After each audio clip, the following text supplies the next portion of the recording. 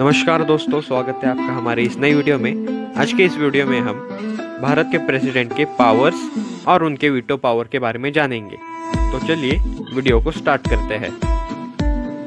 हमारे देश के प्रेसिडेंट के पास executive, legislative, financial, judicial, military, emergency and diplomatic ये सारे पावर्स होते हैं। तो चलिए अब इन्हें डीप में स्टडी करते हैं। तो हम सबसे पहले देखेंगे एग्जीक्यूटिव पावर्स ऑफ प्रेसिडेंट। इसमें सबसे पहला और इम्पोर्टेंट है, जो भी हमारे देश में कानून या फिर एक्शंस होते हैं वो हमारे प्रेसिडेंट ऑफ इंडिया के नाम पे होते हैं या फिर उनके नाम से लागू होते हैं। दूसरा है दोस्तों, हमारे प्रेसिडेंट ऑफ इंडिया जो भी हमारे देश के गवर्नमेंशियल बॉडीज़ है यानी कि रेलवेज या फिर पोस्ट ऑफिस, उनके जो भी मैनर है उनके रन होने का वो डिसाइड करते हैं। तो अभी हमारे प्रेसिडेंट के थर्ड पावर जो कि सबसे इम्पोर्टेंट पावर है उनकी, वो हमारे देश के प्राइम मिनिस्टर और कैबिनेट मिनिस्टर्स को अपॉइंट यानी कि उनका शपथ ग्रहण करते हैं। और हमारे chief justice of India, election commissioner, जजेस of supreme court, attorney general, members of election commission, governors of state, members of UPSC यानी कि यूनियन पब्लिक सर्विस कमीशन के सभी मेंबर्स को वो अपॉइंट करते हैं। और आखिरी में वो हमारे देश के प्राइम मिनिस्टर और उनकी कैबिनेट कैसे एडमिनिस्टर कर रहे हैं और उनके जो अफेयर्स ऑफ यूनियन यानी कि वो जो भी लॉज या फिर बिल्स पास कर रहे हैं वो उन पर ध्यान रखते हैं। अभी हम प्रेसिडेंट ऑफ इंडिया के डिप्लोमेटिक पावर्स के बारे में जानेंगे।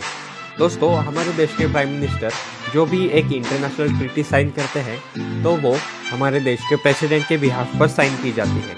और दोस्तों, जो भी ट्रीटी अगर हमें ख़त्म करनी है तो वो भी प्रेसिडेंट के बिहाफ पे ही ख़त्म की जाती है।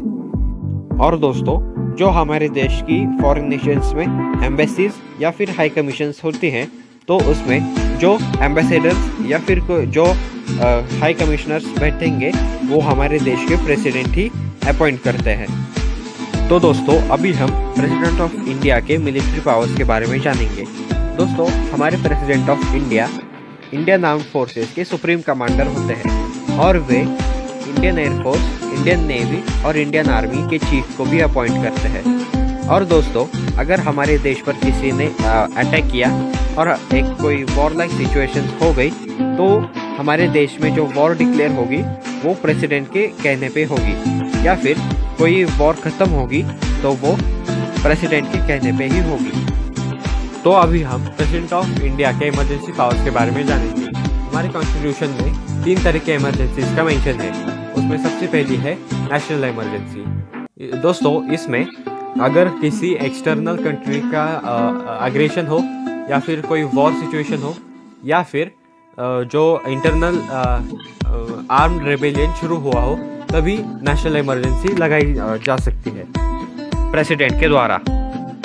दोस्तों, मुझे माफ़ कीजिए क्योंकि यहाँ पर फाइनेंशियल इमरजेंसी 2 बार हो गई है, लेकिन जो सेकेंड नंबर की इमरजेंसी है वो है हमारे देश के स्टेट इमरजेंसी।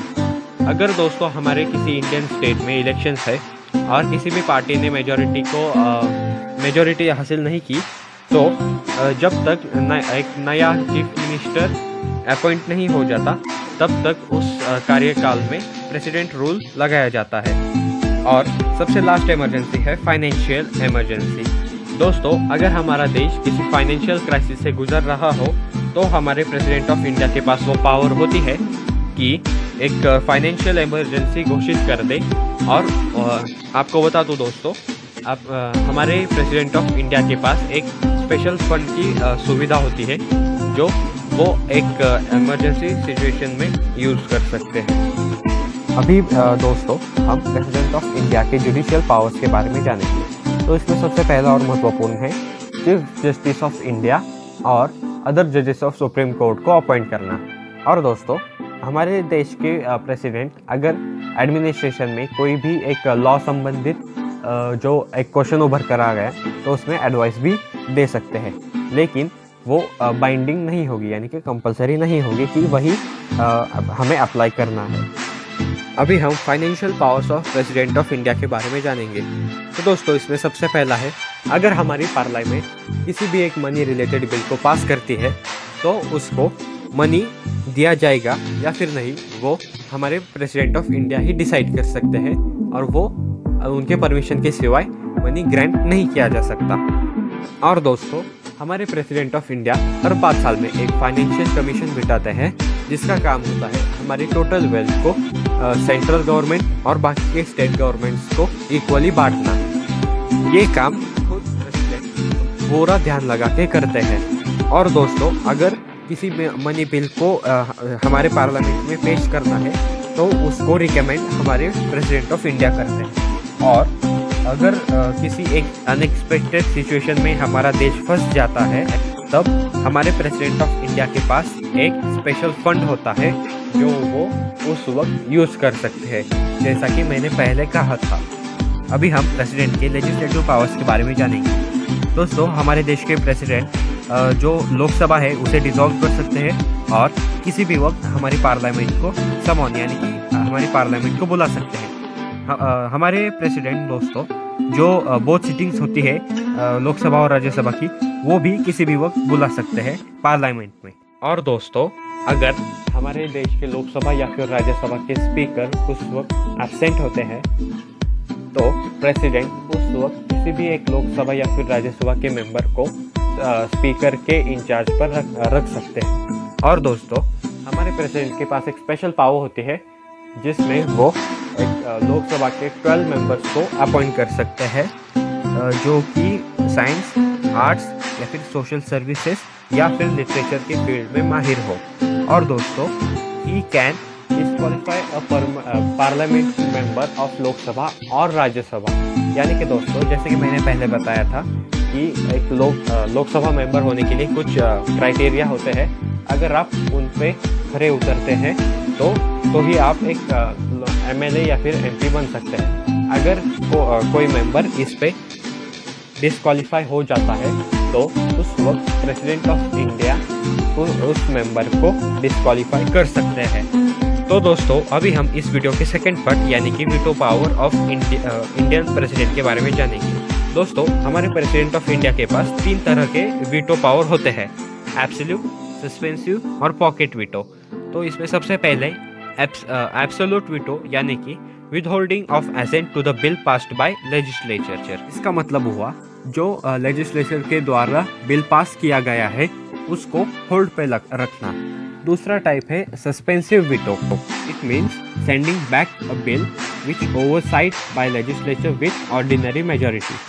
दोस्तों, इसका मतलब होता है प्रेसिडेंट ऑफ इंडिया जो एक बिल पास किया गया होता है लेजिस्लेचर के द्वारा ऑर्डिनरी मेजॉरिटी के साथ, वो उसे वापस भेज सकते हैं। और तीसरा है pocket veto, taking no action on the bill.